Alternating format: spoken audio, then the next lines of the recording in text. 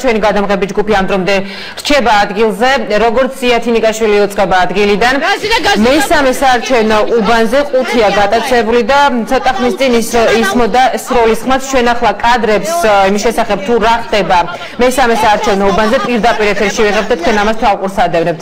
მე აქვე გეტყვით მოკლედ რომ მთელი დღის განმავლობაში იყო საკმაოდ დაძაბული ვითარება ხაშურში, არა მხოლოდ მესამე საარჩევნო უბანზე, სხვადასხვა უბანზე ფიქსირდებოდა არაერთი ტიპის დარღვევა, რადგან იათინიკაშვილი სხვა გამოშვებებში ჩვენთან საუბრობდა პირდაპირ ეთერში, თუმცა სულ ცოტა ხნის წინ გახდა ცნობილი, რომ ამ დროისათვის კონკრეტულად მესამე საარჩევნო უბანზეა განსაკუთრებით მძიმე ვითარება.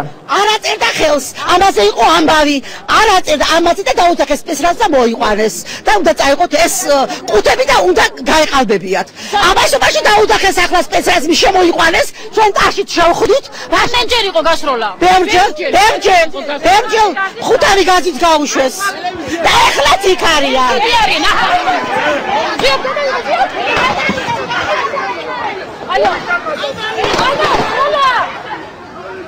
ცეცხლი გაიხსნა იმაში რა ქვია, ვიღებთ და ცეცხლი გაიხსნა. ალო. ვია მარგათი შეკამერა. აი კერალი. ეს ნიჩემი.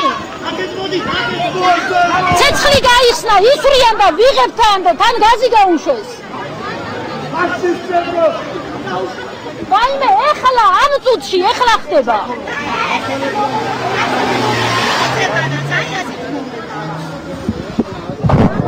აი მოდიან.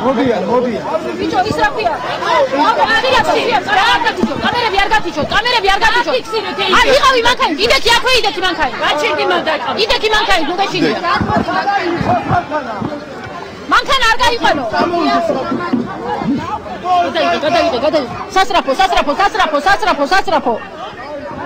დააფიქსირეთ ნომერის ყველაფერი. ეს არის დემოკრატია. წააგ ეს წავიდომ სახლებში. ეხლა შეხილად იყავით. ბიჭო, ზვია გადაიღე, ზვიად გადაიღე.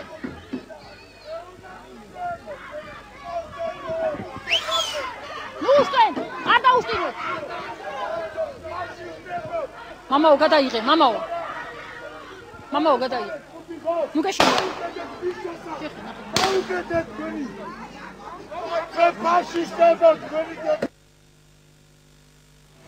მე შეგახსენებთ ეს გახლდათ კადრები იმის შესახებ თუ რა ხდება ახლა ხაშურში მესამე საარჩევნო უბანზე, სადაც ვითარება თქვენ როგორც ნახეთ არ არის მარტივი და მე გეტყვით მოკლედ რომ მესამე საარჩევნო უბანზე არის 5 გატაცებული. ჩვენ დეტალებს ვაზუსტებთ, უახლეს ინფორმაცია შემდეგ გამოშვებში შეეტყობთ, თუმცა კიდევ ერთი უბნის შესახებ ასევე ხაშურში. მეათე საარჩევნო უბანზე იყო მობილიზებული სპეცდანიშნულების რაზმი. ქართული ოცნება ადგილობრივი წარმომადგენლები ვარაუდობდნენ, რომ შესაძლებელია არჩევნების შედეგების გაყალბებასთან ჰქონდეთ მათ საქმე. რამდენადაც სპეცრაზმის წარმომადგენლები საკმაოდ დიდი ხნის განმავლობაში რჩებოდნენ მიმდებარე ტერიტორიაზე და გადაადგილდებოდნენ. რუის უბნისის ეპარქიის მოძღვარი მამა თომა ციხელაშვილი კი აცხადებდა, რომ ხაშურის საარჩევნო უბნებზე იარაღიანი პირები არიან მობილიზებული და ერთ-ერთმა მათგანმა, როგორც თავად მამამ განაცხადა, მოძღვარს იარაღიც დაადო. კარგი. ხალხო, რის არის აქ? სუნი რა? გაზი.